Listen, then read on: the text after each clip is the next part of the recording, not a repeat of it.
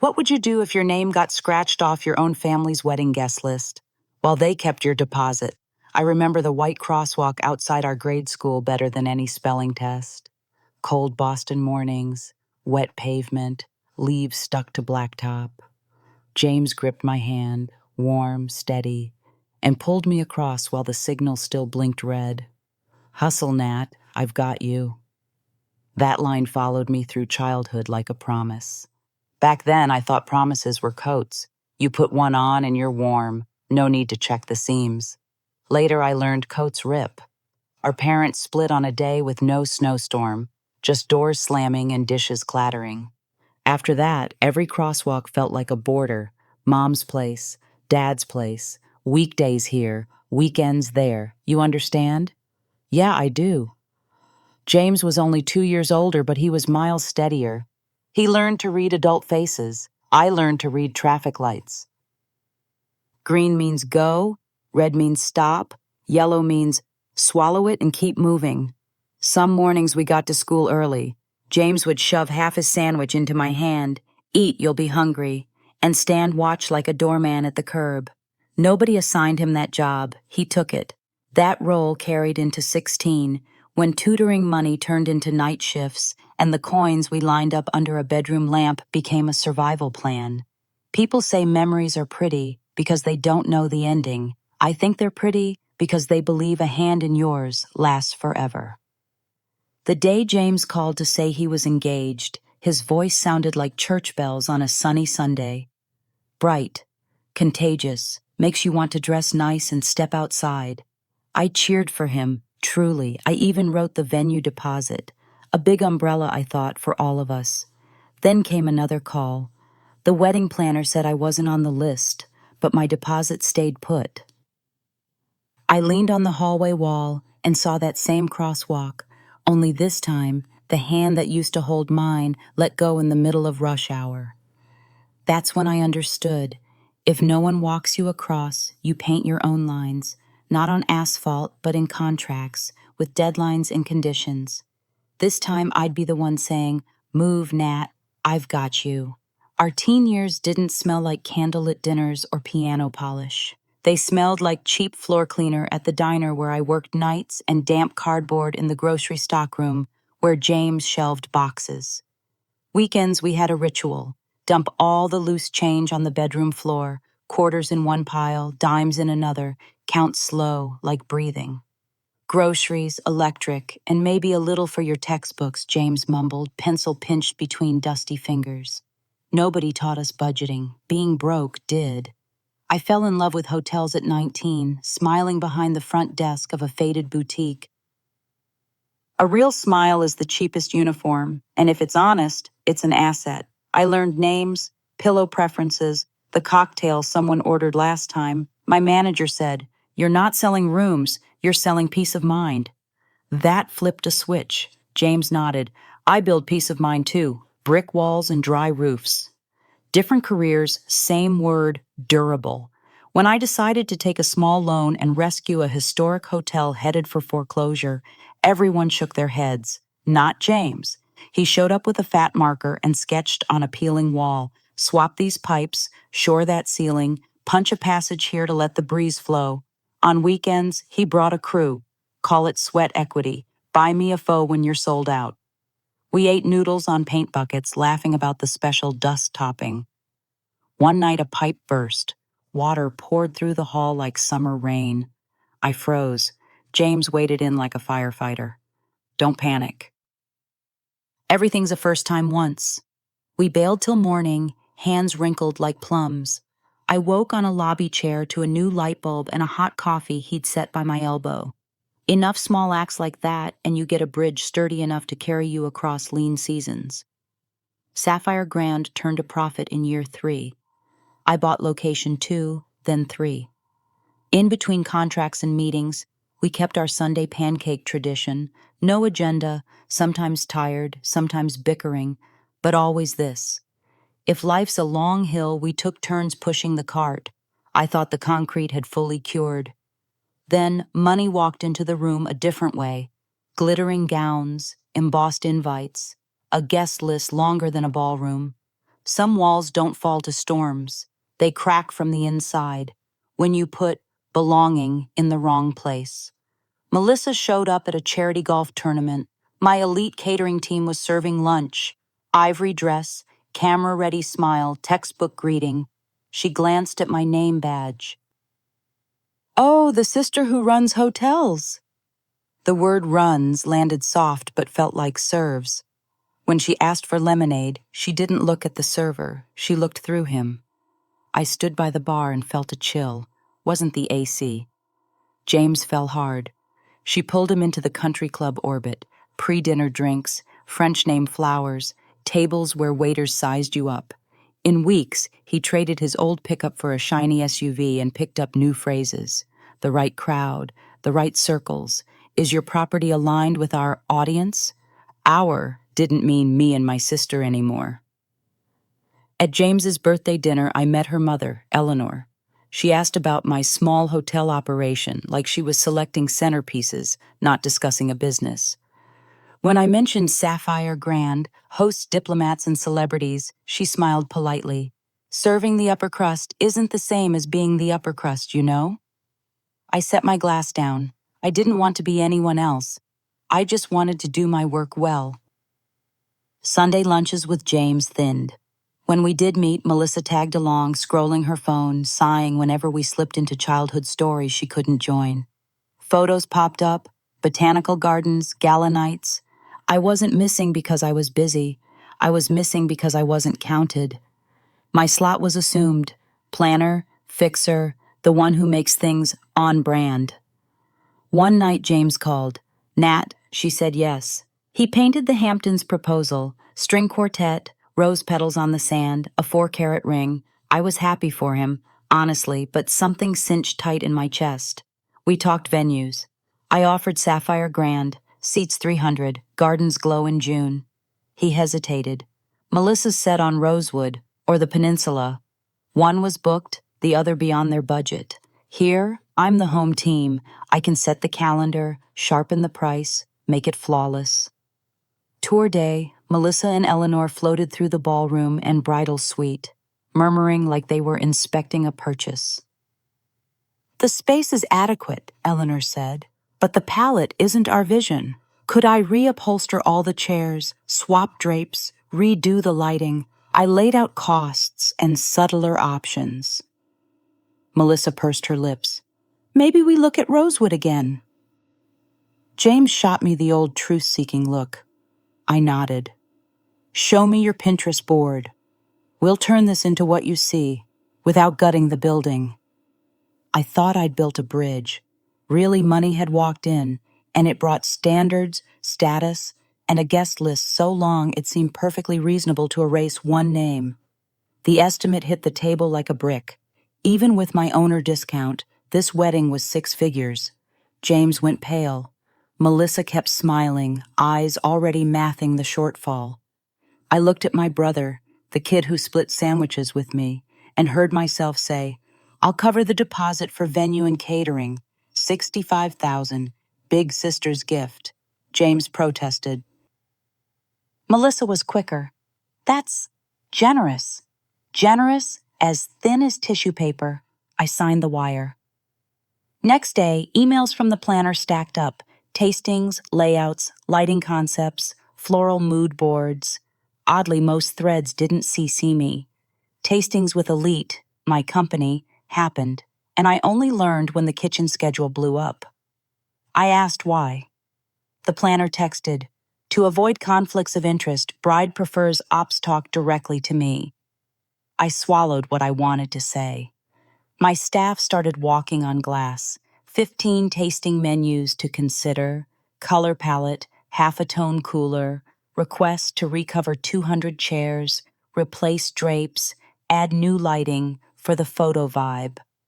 Anthony, my GM, passed me with 2 phones ringing, whispering, "They're tough, but we'll handle it." His eyes were rimmed red. Chefs worked past midnight, hands still smelling like hollandaise at the door. 6 months out, the deposit posted. The contract spelled it out. Base package includes space, standard catering, rooms for the party, Upgrades billed separately. I sent congratulations with a checklist. The planner replied, "Thanks. We'll loop you on strategic decisions." Strategic made me laugh and stop. I waited for an invite. A week, then 2, then a month. I told myself, maybe they figured I'm the host. I don't need one. Then relatives called, swooning over the gold-embossed invites with Melissa's handwritten notes. Something dropped inside me. I checked my mailbox again. Empty. During a timeline review, I glanced at an early seating chart on my coordinator's desk. I scanned the family table, relatives, close friends, partners. My name wasn't there. I asked softly. She winced. "Ms." Blake reviewed the list. Carefully. "Might be an old draft." I nodded like I believed it. That night, I scrolled engagement photos. James, Melissa, both families in the botanical garden. I still wasn't there. I pulled up the scanned wire receipt, $65,000, my signature crisp in the corner. I thought I'd given them a bridge. It felt like a leash now, tying me to a party I was good enough to underwrite, not good enough to attend. And I knew leashes don't loosen themselves. You cut them. The call hit mid-budget meeting. Unknown number. I stepped into the hall, glass door sealing off the room like a sound booth. "Hi, Natalie. This is Victoria Hayes, planner for the Warren Blake wedding. Professional voice, clean consonants. Quick update on guests. You're not on the list, but the $65,000 deposit stands." The lights overhead seemed to dim half a stop. "Say that again." She did. Same key phrases. Not on the list. Deposit stands. Tidy syntax. Brutal content. "Who decided?" I asked. "Bride and her mother. I'm told the groom agreed." James fell out of her mouth, light as a feather, and hit me like lead. "Reason?" I asked. I could hear paper shuffle. "To avoid family dynamics affecting the atmosphere and to prevent role confusion since you're the venue owner," scripted. I thanked her for being direct and hung up before my voice cracked. The hallway stretched longer. Framed photos showed laughing guests, champagne flutes, chandeliers glittering. In the glass, I saw a woman standing straight, fingers faintly inked where the bank stamped "paid." I listened to my footsteps. Nothing else. Phone buzzed. James. I let it go to voicemail. Then Melissa. Then a number I didn't save. I flipped the phone to silent and went back in. "Let's keep going," I said, voice calmer than normal. Anthony blinked. I nodded. "I'm fine." We discussed filtration upgrades at Property 3. I took notes, signed, assigned. When we wrapped, I opened the wedding contract. Page 7, Section 12, Ethics Cancellation Rights. I read it slow, like a vow. That afternoon, I swung by the kitchen. My head chef was dozing next to the steamer after cooking 15 tasting menus. I pulled a spare blanket over his shoulders and pushed the next shift 10 minutes. At the front desk, a new hire whispered, "They changed layout again." I said, "Grab water. I'll cover the desk." 5 minutes at that counter reminded me why I started. Before 5, I called Victoria back. "Thanks for the heads up. Please tell the bride and groom this. By 5 p.m. today, if I don't receive a formal apology and a restored invitation, Sapphire Grand will cancel the entire event under Section 12, deposit handled per the cancellation clause." A long beat. "I'll relay it verbatim," she said. I checked the clock. The minute hand slowed as if giving people time to think. I don't like blowing up weddings. I just won't let anyone build one on someone else's back, especially when that back is mine. If they need a reason, here it is. Respect is the cover charge, not a party favor. 5 was my new line, not paint on asphalt, ink in Section 12. Sapphire Grand reserves the right to cancel any event that violates our ethical standards or risks the property's reputation. I didn't write that clause for today, but today it rewrote me. I took the contract into a small conference room and hit 3 phrases with a yellow highlighter. Ethical standards, reputation risk, right to cancel. Next to it, I stacked proof, the $65,000 wire, the planner's "you're not on the list" email, the seating chart without my name. Boundaries can be paper. Paper in the right place is a wall. At 2:10 p.m., James rang. He led with, "It's complicated," which always means I know I'm wrong. I said slow, "It isn't. It's basic courtesy. 5 o'clock. Silence. The breath of a man straddling two worlds. I've stood there, between love and self-respect. Today, I pick the second to protect the first. I emailed Victoria, subject 5Y deadline, section 12. 1 page, no fluff. 1. Written apology from bridegroom. 2. Restore my invite as family. 3. Acknowledge the $65,000 as a sister's gift in the program. No compliance. Cancellation per section 12. Deposit processed per contract. CC. Legal, security, events, not to flex, so my people know policy has their back. I walked the property like I do before a rush. Kitchen, lobby, bridal suite, lighting booth. You good? Everywhere. People work better when they know their boss is standing on the right side. Anthony shadowed me, handing over a folder of out-of-scope requests from the bride's team. Log it all, I said. We'll need the trail.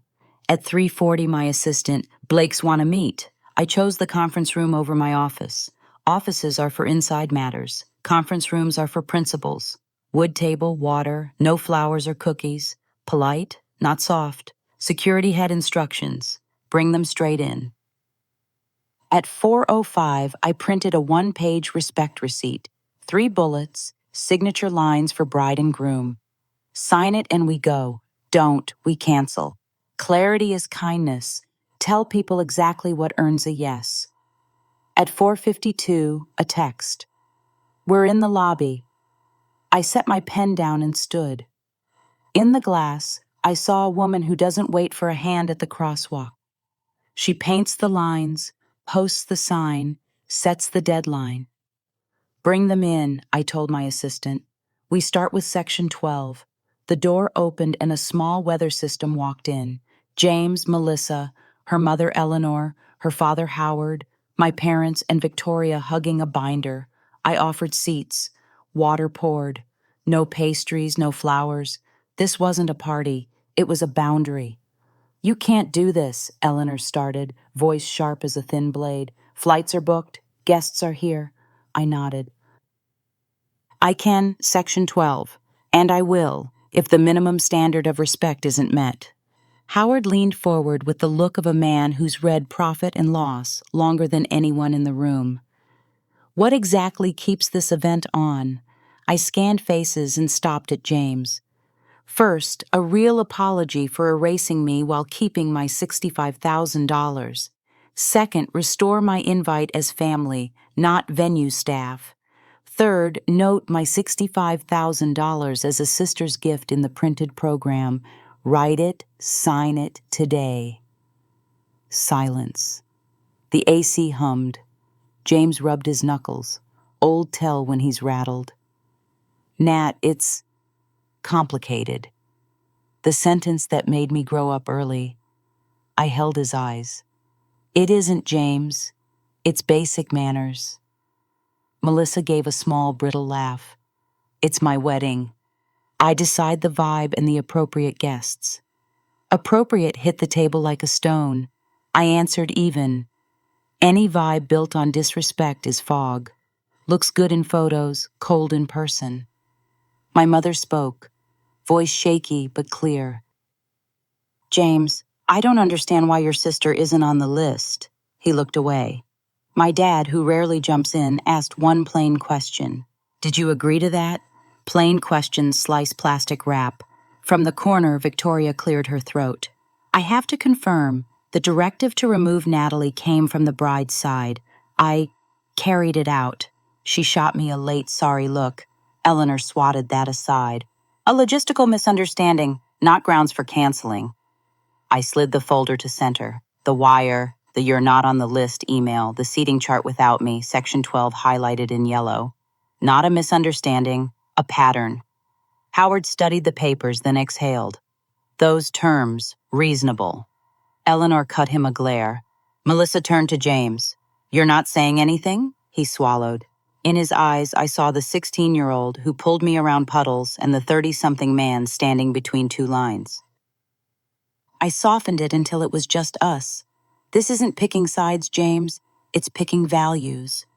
My mom moved to my side, a small step with a loud message, her hand on my back. "I'm standing here."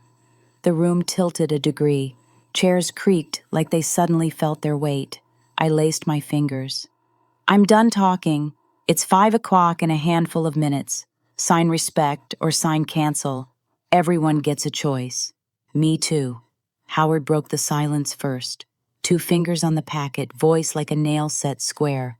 Written apology, family status restored, $65,000 gift credited in the program, signed today. He turned to Melissa. "Stubborn always costs more than respectful." Eleanor inhaled to argue, but James said, "Mom, let me." He pulled the papers close. The pen trembled once and steadied. What I saw wasn't fear.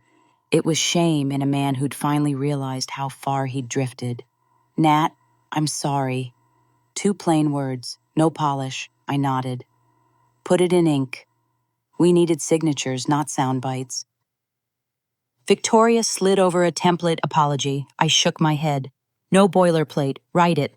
She nodded and handed James a blank sheet. He wrote, "I'm sorry I let you be excluded from my day. I put status ahead of family. I own that." The word own landed dry and true. Melissa stayed quiet, eyes glossy with equal parts pride and cornered. "Your turn," I told her. "Apologize. For what, in your words?" She clenched her bag. Howard tipped his head. No dodging. Finally, she wrote, "I'm sorry I dismissed Natalie's role as sister and host, and for using her contribution without acknowledgement." Her pen snagged on dismissed. I didn't enjoy the win. I checked for honesty. Condition 2, restore family status, happened on the spot. Victoria opened the guest list, added me, moved me to the front row, and dialed print to update the seating chart. "Can we make it in time?" she whispered. "We can," I said. When respect is in the right place, timelines make room. Condition 3, credit the $65,000, went straight into the program. A gift from the groom's sister, not venue discount, not logistics support. Howard read it aloud and nodded. "Exactly." Eleanor swallowed a protest and chose silence. The AC felt a degree warmer. We signed, James first, Melissa second. Victoria signed to confirm updates complete. I signed on the retained right to cancel if any clause got reversed. Not a threat, a rail to keep the train in line. When the last pen lifted, it was 4:58. I closed the folder. The wedding proceeds. No applause, no dramatic sighs, just chair legs scraping lightly and faces a little less tilted. In the hall, James slowed. "Thanks for planting 3 stakes," he said. "Without them, you think the shoreline keeps going." I smiled. "No one swims well in fog, James. Tomorrow we swim in real water." He nodded. And I knew the next peak wouldn't be in a conference room. It would be under altar lights when a person picks who they are. The city felt like it had rehearsed for the day. Just right sun, easy breeze, white flowers over the terrace. Sapphire Grand looked different, not because of new lights, but because my team walked taller. They knew the boundary held. I sat front row, where family belongs. Eleanor shot me a cool glance. Howard gave a short, sufficient nod. The string quartet played Air on the G string. James stood at the altar, tux razor clean, face wound tight like a tuned string, then the bridal march. Melissa was undeniably stunning, long veil, sharp lines, each step measured, cameras tracked, guests inhaled on cue, vows flowed, readings, practice ring, polite smiles. On the surface, flawless. Then the officiant opened his little book. "If anyone knows a lawful reason these two should not be wed, speak now or forever, hold your peace." Usually a ritual. Today, a door. The sound in the room backed up half a step. The quartet landed on a quiet ledge. James looked straight at me. "Not for rescue, for confirmation. I didn't nod or signal. I just laid a hand open on my knee, a sign that meant only freedom. James turned to the officiant, then to himself. I have something to say. A ripple of whispers. Melissa's fingers whitened around her bouquet. Eleanor leaned like she might cover the mic. Howard didn't move. I can't do this, James said, not loud but clear. Not like this. Not if it means leaving my values at the door, the ones my sister and I grew up on. No one had a script for that. Smiles stalled, cameras lowered. The quartet stayed silent. Melissa hissed, "What are you doing?" James met her, polite to the end. I'm sorry. You deserve someone from your world without it costing other people their respect. He unclipped his mic and set it on the tray. Small gesture, big volume. Eleanor jumped up. This is an insult. Howard caught her hand and gave the tiniest headshake. Enough. The officiant cleared his throat, grasping for rails. The ceremony had slid off them. James stepped down, straight to me. For a split second, I saw the sweaty, foreheaded teenager again. Warm hand. Hustle, Nat. He took my hand. Thanks for not letting me cross without checking the light. I said, you saw it yourself. Behind us, chairs scraped, someone sobbed, someone filmed too late. I didn't turn around. Sometimes you let the curtain fall so the stage can breathe. Right there, under a glittering ceiling, a loud quiet said, no wedding today, but a man just found himself. Crowds receded like waves after a gust. My staff moved fast, flowers off, chairs cleared, hot tea and kind apologies in the lobby. Not because Sapphire caused it, but because calm is part of our service. Anthony stood at the ballroom door and grinned. You kept the standard, we'll handle the rest. Not just pep, it was code. The team read my stance and stood with it. Victoria found me in a side corridor, binder under her arm, hands still shaking a little. The shake of someone who just kept a train from going off a cliff. If I'd known you were the owner, I'd never have made that call the way I did, she said, meeting my eyes.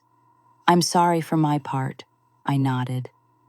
You did the right things after, clear, fair, no extra flames. A good apology is like switching on a vent fan. The room breathes again. James sat in my office almost an hour, finishing 2 waters.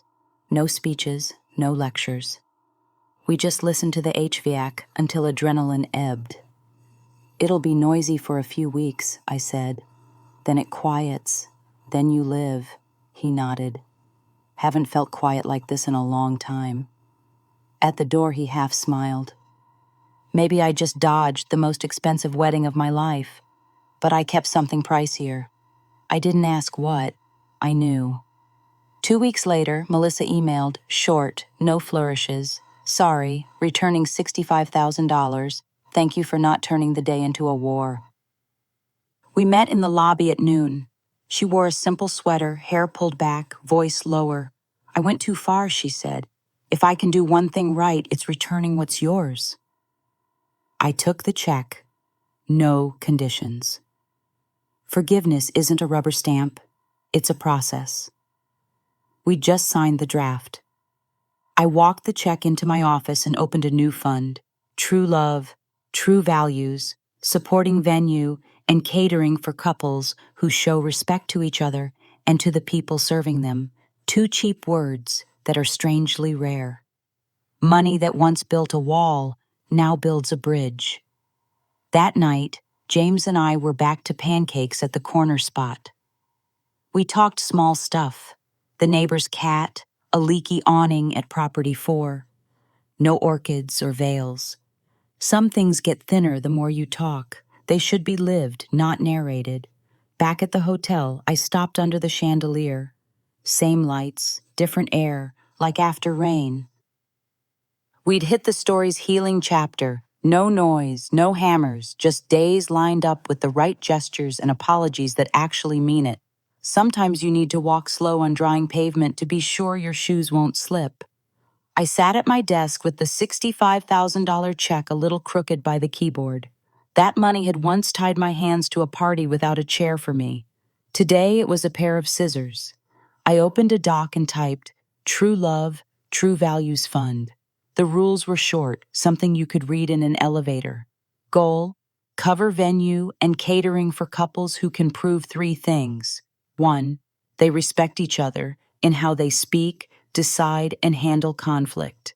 2. They respect the crew, coordinators, kitchen, front desk. 3. Money is transparent. Gifts are gifts, not leashes. Apply with 2 handwritten letters, 1 vendor reference, and a straightforward budget. Bold line: we don't fund weddings that look great in photos but feel cold in person. Anthony skimmed and reflex tapped an imaginary like. You're turning a slap into a bridge, and he said. I smiled. Good bridges take current. We set year 1 at 5 couples.